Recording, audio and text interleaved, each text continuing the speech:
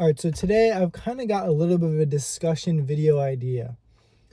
MTB YouTube has definitely kind of matured in the past couple of years. Many people are saying you can't really get by with just POV content and whatnot. And I was also starting to think about this in terms of review content. You know, myself included, I've put out some review videos about bikes in the past, and it can get a little stale. And it kind of made me wonder, what are people watching these days when it comes to who do you trust and who do you value when purchasing a new bike or important component for your bike? So today I want to kind of delve into that, give you some ideas of who I like to watch and why. And I want to hear from you who you like to watch and where you kind of get your info. Do you actually go to a bike shop a lot to get that kind of person-to-person knowledge to inform your next buying decision?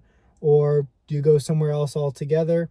Talk to your buddies, stuff like that. So one of the things I mean by that is I never really read Pinkbike anymore. And I've never really read it much to inform my buying decisions. They just kind of don't embody what mountain biking is to me on Long Island. Long Island mountain biking and the tri-state area is not similar to Vancouver or Squamish. So I just kind of find it not as useful to me.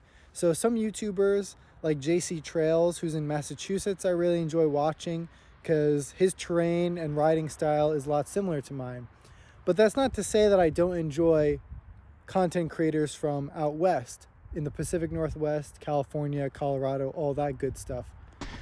Today we're on my new Nolly Fugitive 125, and this bike is pretty interesting because I could only find one review video that was like half an hour long by just a random guy, and it honestly did a lot to sway me towards getting this bike. And other than that, you know, carefully inspecting the spec sheet, and it was on sale, but there was not much else to go off of, and I was kind of okay with that. I thought of this topic too because have you ever been jaded or regret a buying decision that you made largely based off of a YouTuber? Because for me, I kind of bought the Ibis Ripmo AF because of Jeff Kendall-Weed, and I ended up regretting it. Now obviously the Ripmo AF, I didn't really intend to be a Long Island bike, but it was miserable on Long Island, and it wasn't even what I wanted off Long Island. I had convinced myself that I was similar to him in some way, which is foolish. I mean, the guy's insane, and it cost me $3,000, which is my own fault. And I still had fun on the bike, don't get me wrong, but I really didn't enjoy having a bike that was only fun at a bike park when I went to a bike park precisely once this year. So I sold that and decided I should be on something shorter travel, but still with some meat to it. And who cares if I don't really have a park bike? I don't need one. It's just not the riding that I do, and I don't like a bike that's built that heavy. So that's where this Nolly comes in, which is pretty interesting for East Coast. Never really seen one in the wild on the East Coast, but this thing's a tank in a good way. Oh, love a little snow. Another channel I really enjoy is MTB Yum Yum out in Utah. he does an amazing job of describing bikes relative to what he's ridden before, even previous generations, which is pretty impressive that he even has the memory for describing all these bikes so carefully. You know, I've worked at a bike shop for a couple summers, and I would ride people's bikes that brought them in for repairs, test them after we did those repairs, and you know, I try and recall how those bikes made me feel, but ultimately they are set up for a different person, and some bikes just kind of click weirdly and others feel awful. And when I was watching Jeff Kendall-Weed's videos, it's kind of easy to get soaked up into what kind of riding you think you do versus what you actually do. Oh. Oh. Whoa. Whoa. Whoa. Wow. Yeah, it's easy to get soaked up into what kind of rider you think you are versus what you actually do. And I kind of thought that Jeff Kendall-Weed is a active rider. I like to jump around things. Yeah, I can't jump around like he can, but if he thinks a bike is playful, then it's probably pretty good for me. And the Ripmo AF was the complete opposite.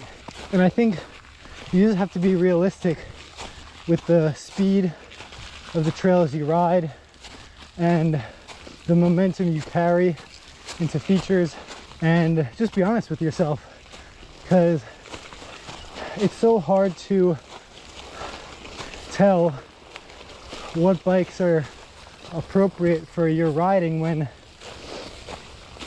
even bike shops on Long Island are selling stump jumpers and, you know, 150 millimeter high towers for like the everyday customer.